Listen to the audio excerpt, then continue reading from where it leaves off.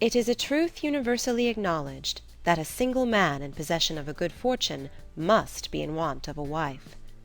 However little known the feelings or views of such a man may be on his first entering a neighbourhood, this truth is so well fixed in the minds of the surrounding families that he is considered the rightful property of some one or other of their daughters.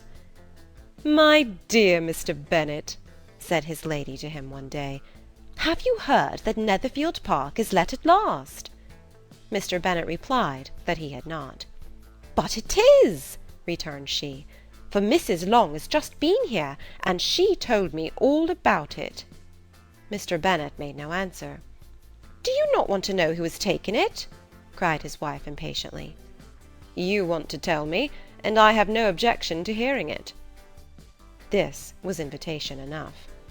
"Why, my dear, you must know Mrs. Long says that Netherfield is taken by a young man of large fortune from the north of England, that he came down on Monday in a chaise and four to see the place, and was so much delighted with it that he agreed with Mr. Morris immediately, that he is to take possession before Michaelmas, and some of his servants are to be in the house by the end of next week." "What is his name?" "Bingley." "Is he married or single?" "Oh, single, my dear, to be sure. A single man of large fortune, 4,000 or 5,000 a year. What a fine thing for our girls!" "How so? How can it affect them?" "My dear Mr. Bennet," replied his wife, "how can you be so tiresome?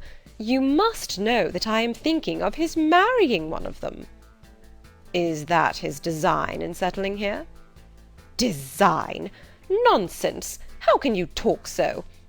But it is very likely that he may fall in love with one of them, and therefore you must visit him as soon as he comes."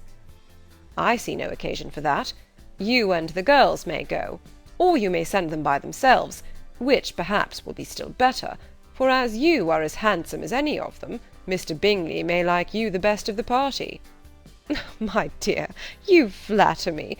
I certainly have had my share of beauty, but I do not pretend to be anything extraordinary now. When a woman has 5 grown-up daughters, she ought to give over thinking of her own beauty." "In such cases a woman has not often much beauty to think of." "But, my dear, you must indeed go and see Mr. Bingley when he comes into the neighbourhood." "It is more than I engage for, I assure you." "But consider your daughters. Only think what an establishment it would be for one of them. Sir William and Lady Lucas are determined to go, merely on that account, for in general, you know, they visit no newcomers. Indeed you must go, for it will be impossible for us to visit him if you do not." "You are over-scrupulous, surely. I dare say Mr. Bingley will be very glad to see you, and I will send a few lines by you to assure him of my very hearty consent to his marrying whichever he chooses of the girls, though I must throw in a good word for my little Lizzy."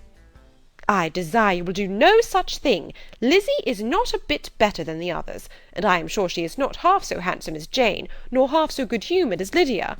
But you are always giving her the preference." "They have none of them much to recommend them," replied he. "They are all silly and ignorant like other girls, but Lizzy has something more of quickness than her sisters." "Mr. Bennet, how can you abuse your own children in such a way? You take delight in vexing me. You have no compassion for my poor nerves."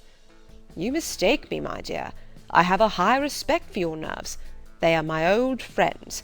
I have heard you mention them with consideration these last 20 years at least." "Oh, you do not know what I suffer." "But I hope you'll get over it, and live to see many young men of 4,000 a year come into the neighbourhood." "It will be no use to us if 20 such should come, since you will not visit them." "Depend upon it, my dear, that when there are 20, I will visit them all."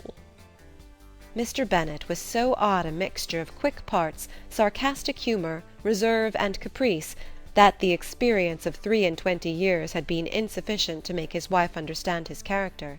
Her mind was less difficult to develop. She was a woman of mean understanding, little information, and uncertain temper. When she was discontented, she fancied herself nervous. The business of her life was to get her daughters married. Its solace was visiting and news.